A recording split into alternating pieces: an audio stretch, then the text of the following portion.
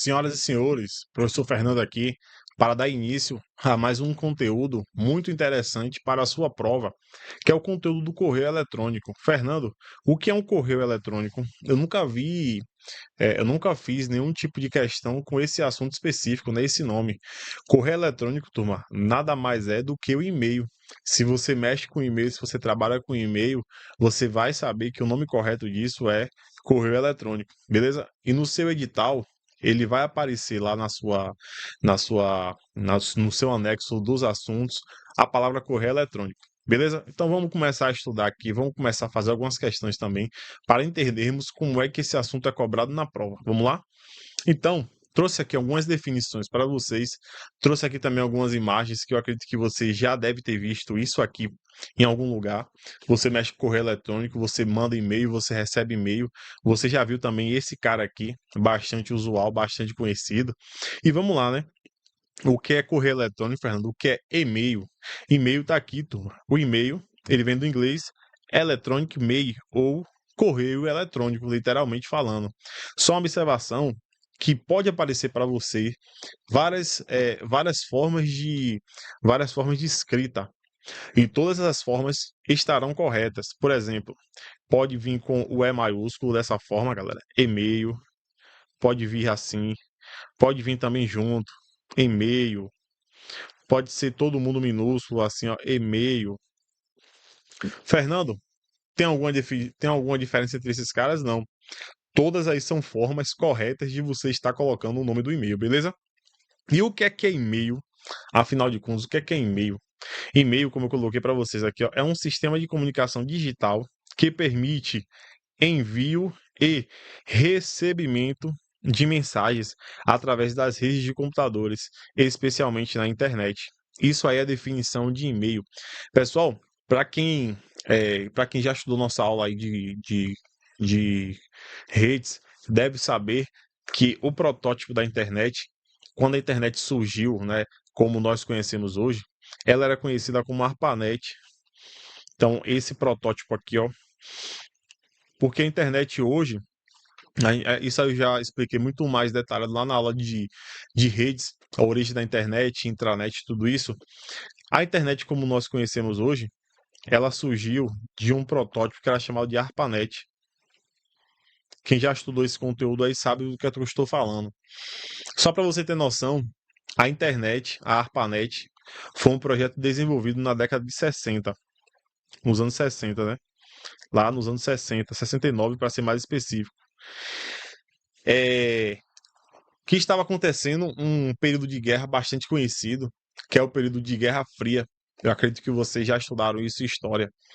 Só para você ter noção, antes disso já existia, já não como nós conhecemos hoje, mas já existia troca de mensagens por meio de redes, por meio do que hoje nós chamamos de internet. Então o e-mail, turma, o e-mail ele é mais antigo do que a própria internet, do que a origem da internet. Beleza? Então, o e-mail é uma coisa muito utilizada aí há bastante tempo. Ele passou por um período, mais ou menos na década de 90, e-mail era pago. Então, para que você utilizasse serviço de e-mail, era necessário que você realizasse um pagamento, era necessário que você pagasse. Então, para você ter acesso ao e-mail, você tinha que estar pagando. Beleza? Hoje a gente sabe que e-mail é gratuito. Ele substituiu o correio tradicional, que é as cartas físicas, né? E em muitas situações pode ser mais rápido e mais prático e acessível. Pessoal, alguns correios eletrônicos que nós conhecemos, né? Bastante conhecido aí. Tem esse cara que tá aqui, ó. Esse desenho a gente conhece, que esse aqui é o Gmail. Você tem esse cara aqui, ó, que é o Outlook, que é o da Microsoft. Outlook. Lembrando que o Outlook pode ser também o Hotmail. Hotmail ele é mais antigo, né? Você inicialmente trabalhava aí com Hotmail, hoje é tudo Outlook. Você também tem outro, você tem o Yahoo. Yahoo também bastante conhecido. Tem o Ball. Ball é da época do Orkut. Quem chegou a ter Orkut aí vai lembrar desse Ball. Eu tinha um e-mail. Um dos meus primeiros e-mails a serem criados era o Ball. Então, quem trabalhou aí na época de Orkut possivelmente lembre do Ball. E existem outros aí, provedores de correio eletrônico, beleza? Então, essa é a primeira definição. E eu quero aqui trazer uma definição, uma outra informação para vocês, que são formas de comunicação síncrona e forma de comunicação assíncrona. Pessoal, vocês são inteligentes, vocês são espertos o suficiente e já estão estudando bastante português para lembrar que esse A aqui, ó, ele dá uma ideia de negação, né? Esse A aqui, ele é um prefixo de negação. Então, o que seria essa comunicação assíncrona, Fernando, ou síncrona? Eu vou explicar primeiro o que é a comunicação síncrona e você, por definição, por associação, né, para ser mais específico, vai compreender que esse cara aqui é a negação da definição síncrona. Nesse A ele vem um A de negação. Comunicação síncrona é uma comunicação que ocorre em tempo real ou real time, tanto faz. Os participantes, eles estão simultaneamente presentes e interagem de forma imediata. Um exemplo dessas comunicações que nós temos aqui é o telefone. Vou pegar meu telefone aqui agora, vou ligar para o Capitão Nascimento. O capitão quer conversar comigo. Peguei meu telefone e liguei. O capitão não atendeu. Se ele não atendeu, a gente não efetivou a nossa comunicação. Nós não conseguimos efetuar essa comunicação. Por quê? Porque para que a comunicação seja efetivada na comunicação síncrona, que é a comunicação em tempo real, é necessário que eu esteja online, né? Vou usar esse termo online naquele momento, e que o capitão também esteja online. Caso contrário, a gente não consegue fazer essa interação, beleza? Então, temos aí telefonema, videoconferência, são todas as formas de comunicação síncrona. Então, use a cabeça. O que é uma comunicação assíncrona, Fernando? Qual é essa ideia de negação de assíncrona? Assíncrona é a comunicação em que os participantes, olha só, agora o contrário, ó, não precisam estar presentes ao mesmo tempo. Então eu posso falar que a comunicação assíncrona, além de tudo mais, é uma comunicação que não ocorre em tempo real. Ela não é em tempo real, como é na comunicação síncrona, né? Não é em tempo real. Beleza? Então, comunicação síncrona é uma comunicação que ocorre em tempo real. Comunicação assíncrona é uma comunicação que não ocorre em tempo real. Então, use a cabeça. O nosso e-mail, como está classificado aqui para vocês, é uma comunicação que assíncrona. As questões gostam de perguntar isso. Significa dizer o quê? No momento do envio da mensagem, você enviou a mensagem para a pessoa, né, para o destinatário, não é necessário que aquela pessoa esteja online naquele momento. Beleza? Porque você mandou a mensagem foi enviada com sucesso, a comunicação ela foi efetivada. Não é necessário que aquela pessoa esteja online naquele momento do envio. Então, e-mail é uma comunicação que não ocorre em tempo real, é uma comunicação que eu chamo de comunicação assíncrona. Tranquilo? Vamos avançar. Pessoal, eu quero trazer aqui para vocês agora formas de acesso. Como é, Fernando, que eu consigo acessar o meu e-mail? De que maneira que eu acesso o meu e-mail? De duas formas. Nós temos aqui o primeiro, que é o cliente de e-mail, e nós temos o web e-mail. Pessoal, o cliente de e-mail é quando eu uso um e-mail, quando eu acesso o meu e-mail usando um aplicativo. Então, o cliente de e-mail é necessário que eu use um aplicativo, um programa, um software dedicado. Eu já vi algumas provas usar esse termo, software dedicado. Então, o cliente de e-mail, para que eu acesse, é necessário que eu realize esse acesso por meio de um aplicativo. Esse é o meu cliente de e-mail. Enquanto web e-mail, para que eu acesse, eu vou utilizar um navegador. Navegador. Nós já estudamos navegadores, né? Navegador é aquele software especializado em acesso à internet. Então, para que eu acesse as minhas informações na internet, é necessário que eu tenha um navegador. Então, cliente de e-mail usa um aplicativo. Web e-mail eu uso um navegador. O cliente de e-mail, ele tem algumas vantagens. Uma das vantagens que ele tem em relação ao web e-mail é o quê? O cliente de e-mail, turma, eu consigo ter acesso às informações de forma offline, às mensagens, acesso offline, acesso offline às mensagens.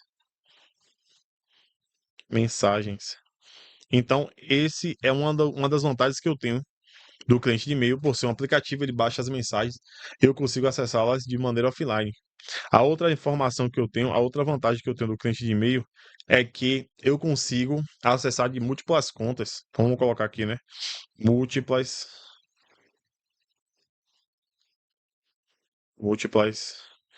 contas. Essa é a minha segunda vantagem. Como assim, Fernando? No cliente de e-mail, eu posso cadastrar um e-mail do Gmail, do Outlook, do Yahoo. Fernando não sabia disso, pois é, pega o seu celular aí agora.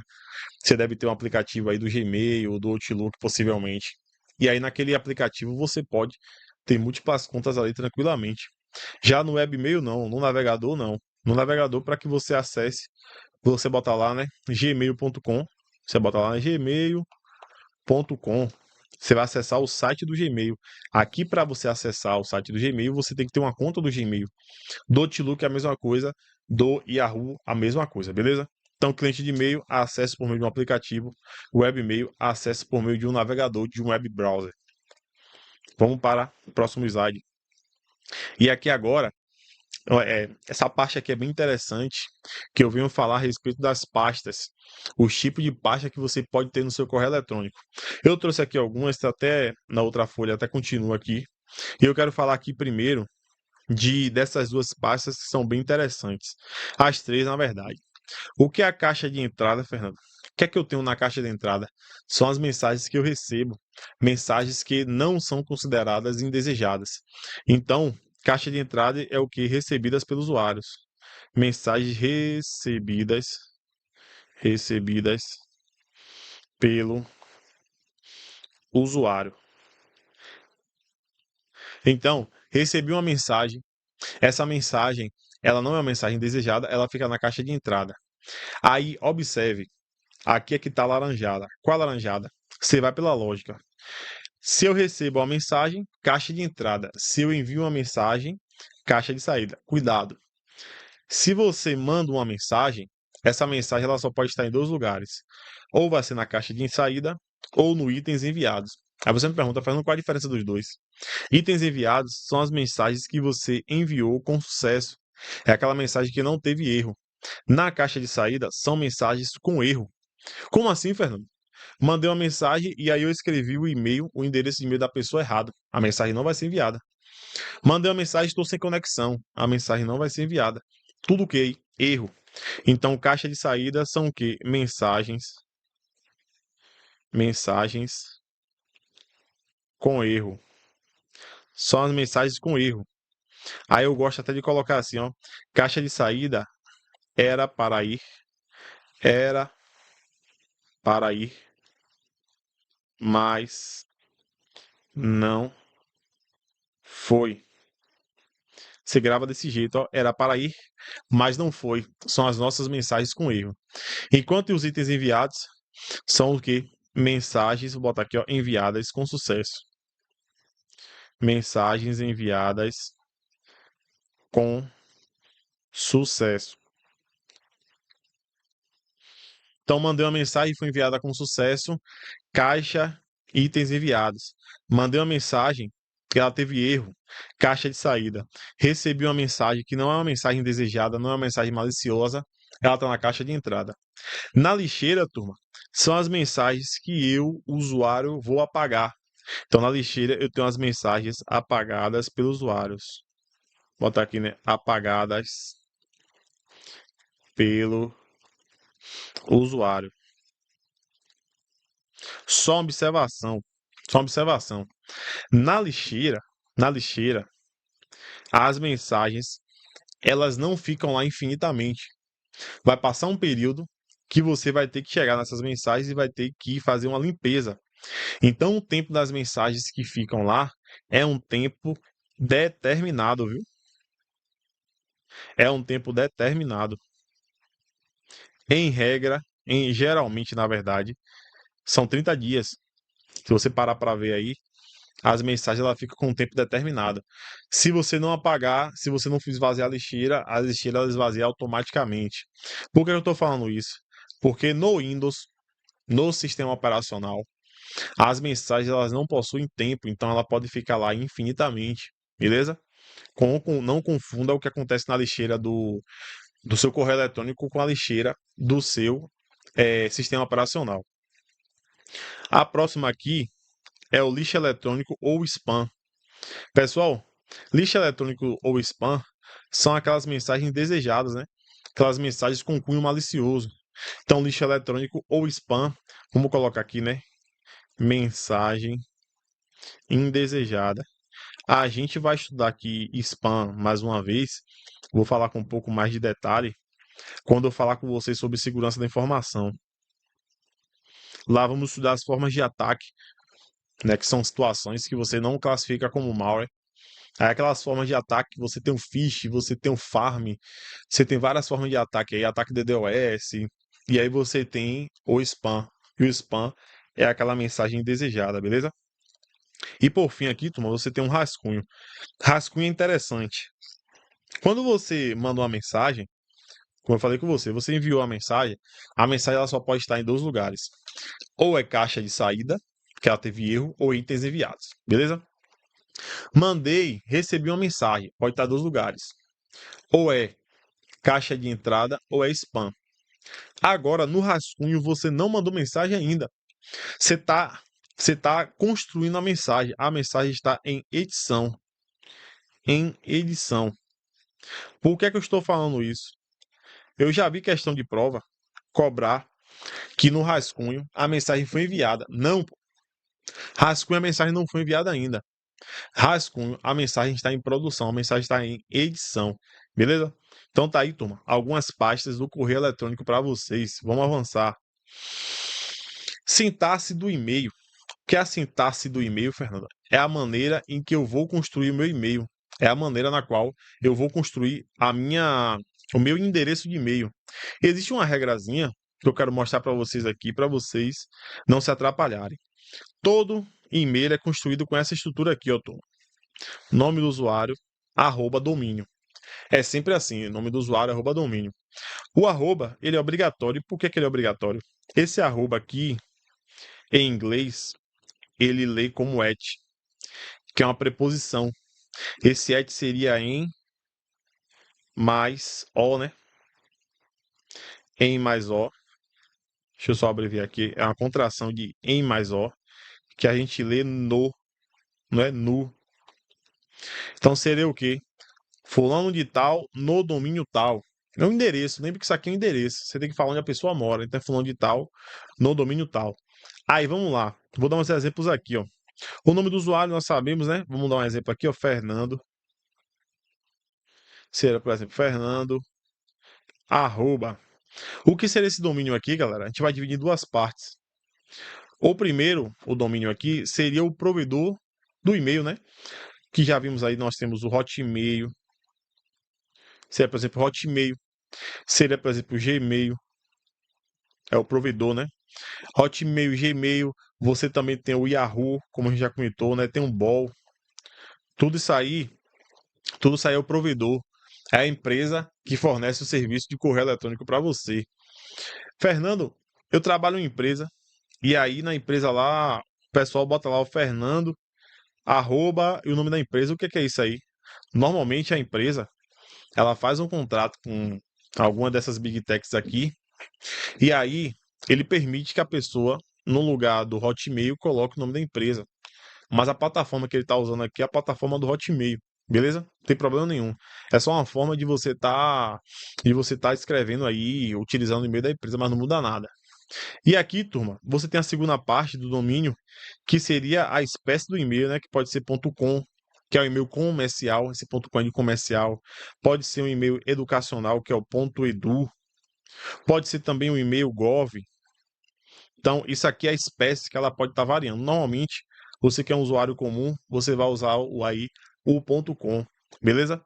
É interessante que, se eu parar para ver aí, ó, com certeza vocês devem ter aquele e-mail da época do Orkut, né? A época do Orkut não, do Orkut também, né? Que o Orkut é antigo, mas da época do Facebook, né? Deve ter gente que tem um e-mail assim, ó, fulano de tal, as meninas mesmo, né? Bota assim, ó, botava assim as meninas, ó, a gatinha, né?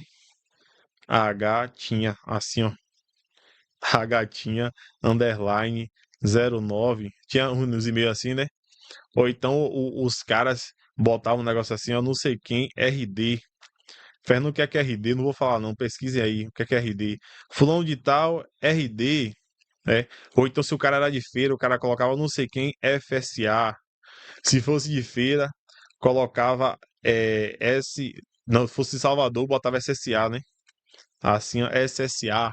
Tinha uns e-mails dessa jeito aí, né? Possivelmente vocês devem ter e-mail desse jeito aí. E aí, pra gente finalizar essa parte de sintaxe aqui, ó, eu quero trazer uma informação para vocês. A primeira é o seguinte: vou pegar esse e-mail aqui que eu criei, ó. Esse e-mail meu que eu criei aqui, ó, fernando@hotmail.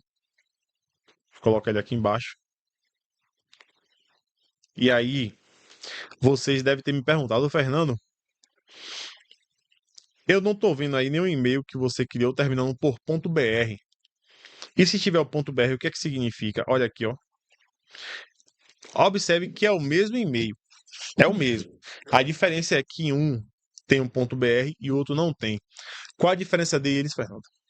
Pessoal, os e-mails que eles estão registrados no Brasil, é o e-mail que está registrado no Brasil e termina .br. Então esse e-mail ele está registrado no Brasil. Quando ele termina por .com, significa que ele está registrado nos Estados Unidos.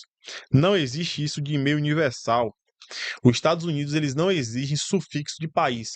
Então, e-mail fernando@hotmail.com.br registrado no Brasil. Só.com registrado nos Estados Unidos, beleza? Fernando, os dois e-mails podem coexistir tranquilamente, sem problema algum para ninguém. Beleza?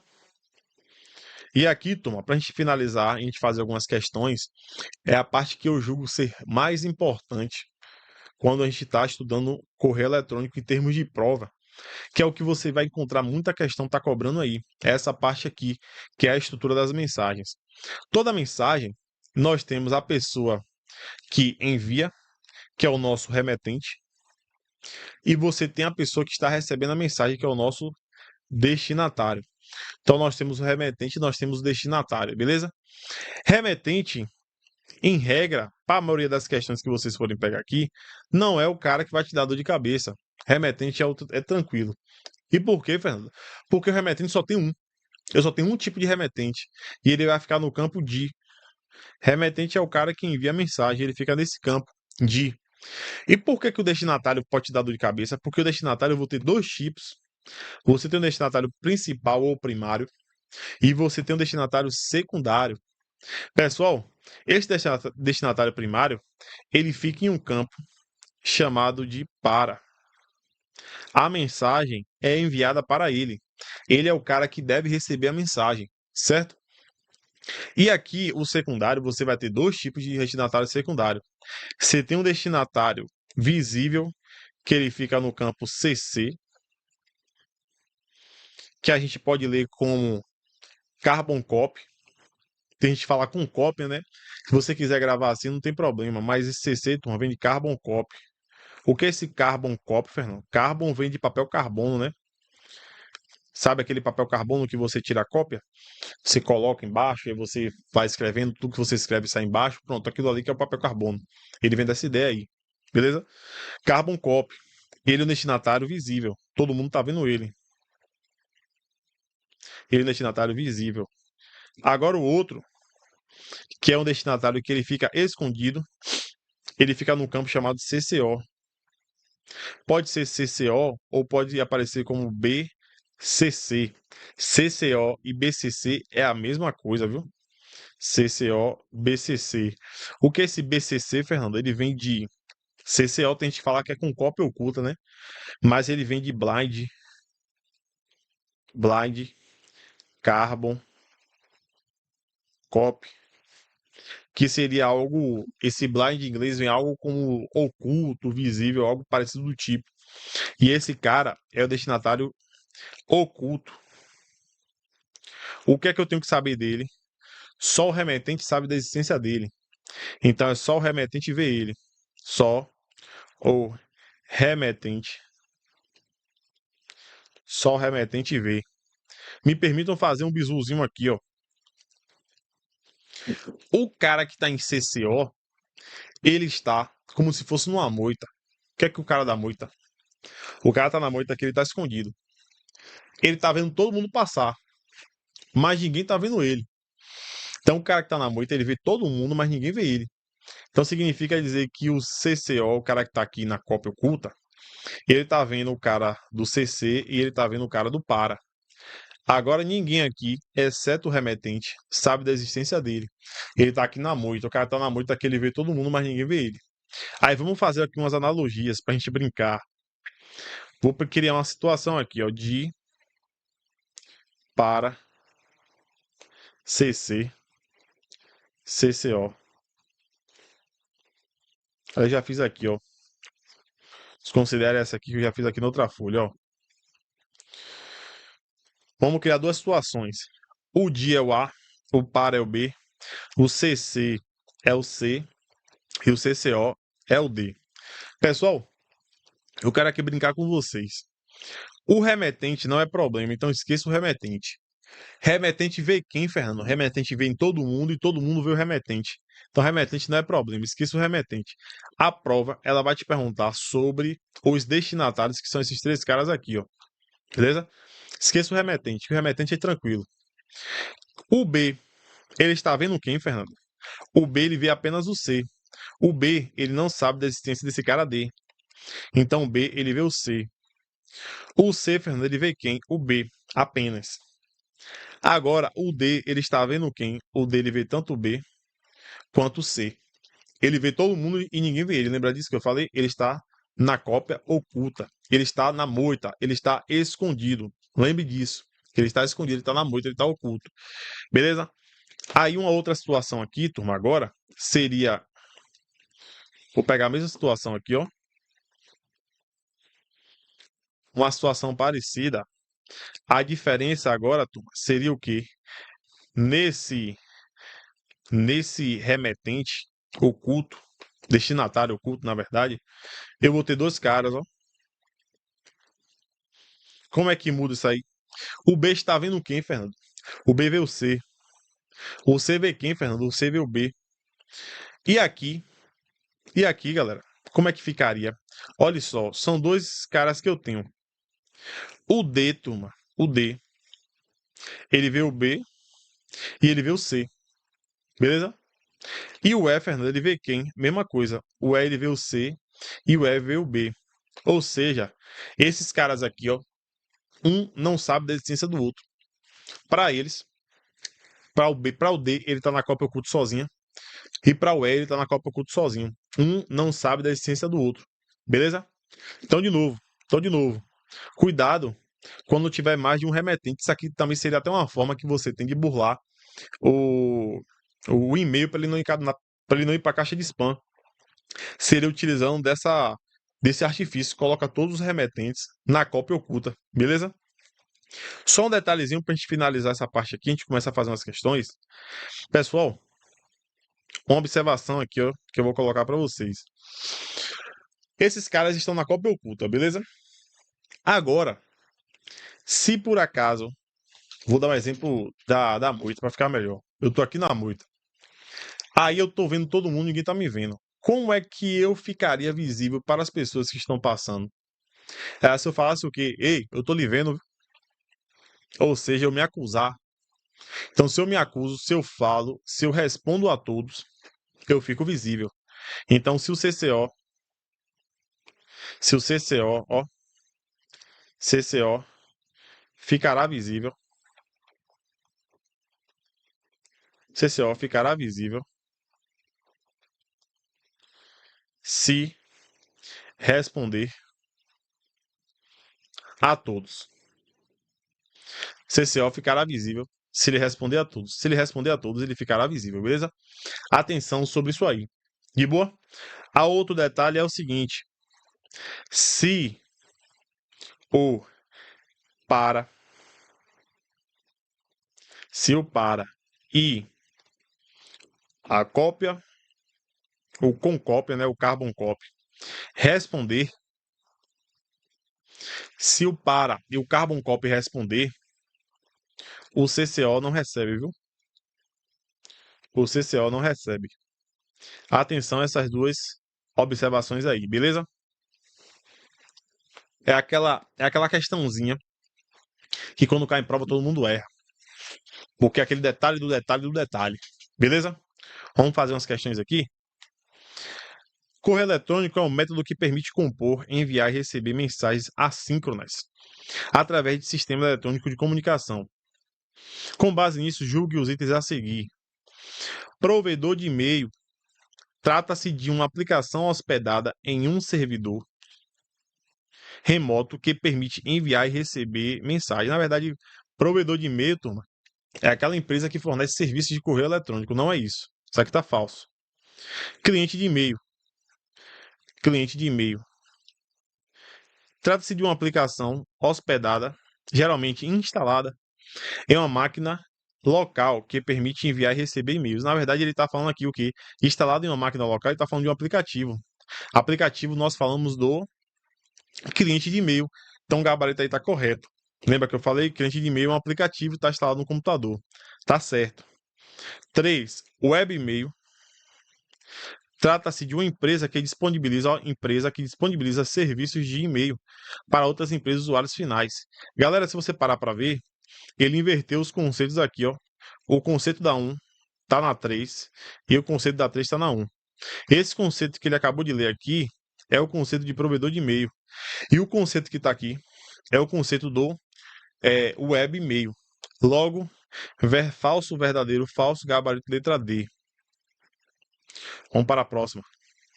No Microsoft Outlook, a principal ferramenta de caixa de entrada é caixa de entrada. O que é que eu tenho na caixa de entrada? Mensagens que foram recebidas pelo usuário e não são mensagens indesejadas. Letra A. Armazenar mensagens recebidas pelo usuário é o nosso gabarito aqui, ó. Letra A. Criação e edição de documento de texto não é. Criar regras de firewall também não é. Gerenciar atualizações de software não é. Realizar varreduras de segurança também não é. Tem nada a ver aqui com o correio eletrônico. Considere os e-mails exibidos a seguir. andré@gmail.com, andré@gmail.com.br. Pessoal, um está registrado no Brasil e outro nos Estados Unidos. Aqui é Estados Unidos, aqui é Brasil. Beleza? Letra A. O primeiro e-mail é inválido. Primeiro e-mail é inválido, porque não identifica o país. Isso aqui tá falso, que a gente sabe que Estados Unidos não exige identificação. O segundo e-mail foi registrado no Brasil e o primeiro é universal. Lembra que eu falei que não existe isso de e-mail universal? Pois registra automaticamente todos os países. Está falso também. Celta. O segundo e-mail não poderia existir se o primeiro já tivesse sido registrado. Falso, porque os dois estão registrados em países diferentes. Não tem problema nenhum. D. Os dois são distintos e inválidos. São distintos e válidos. Pois e-mail registrado nos Estados Unidos não usa o sufixo de país ao nosso gabarito. Letra E. Os dois são equivalentes, pois refere-se ao mesmo e-mail, também está falso. Durante um projeto de grupo, Marcos é responsável por enviar um e-mail com um relatório final para a professora. Ele também quer que os outros integrantes do grupo recebam o mesmo e-mail e saibam, quer dizer que para todo mundo ficar visível, quem mais recebeu a mensagem, para manter a transparência na comunicação. Qual alternativa ele deve usar para adicionar os e-mails dos colegas de forma apropriada? Inserir todos os e-mails no campo para, mesmo que alguns não sejam os destinatários principais. Isso não é uma alternativa adequada, até porque no para é o destinatário principal. Ele quer aí que os outros só saibam que só recebem o e-mail, mas eles não são destinatários principais. Então não é uma alternativa adequada. Adicionar os colegas no campo com cópia oculta para garantir que a professora veja todos os envolvidos. Cópia oculta, os caras irão ficar escondidos. Não é interessante, ele quer que todo mundo veja, ó. Todos os integrantes saibam, ó, todos os integrantes recebam e saibam. Letra C. Anexar uma lista com nomes dos colegas no corpo do e-mail. Se ele coloca aqui no corpo do e-mail, turma, a mensagem ela não vai ser recebida para aqueles e-mails que estão no corpo do e-mail. O corpo do e-mail é o local em que você vai digitar a finalidade do e-mail, né? Você vai digitar lá, botar o conteúdo. Tá falso também, assim como a letra B. Delta. Usar o campo assunto para listar os nomes dos colegas também não. O assunto, você vai colocar de forma resumida qual o contexto daquele conteúdo. Sobrando para a gente a letra E. Utilizar o campo com cópia para enviar cópia visível aos colegas é o nosso gabarito. Beleza? Pessoal, espero que vocês tenham curtido essa aula. Espero que vocês tenham gostado. Valeu, tamo junto e até a próxima.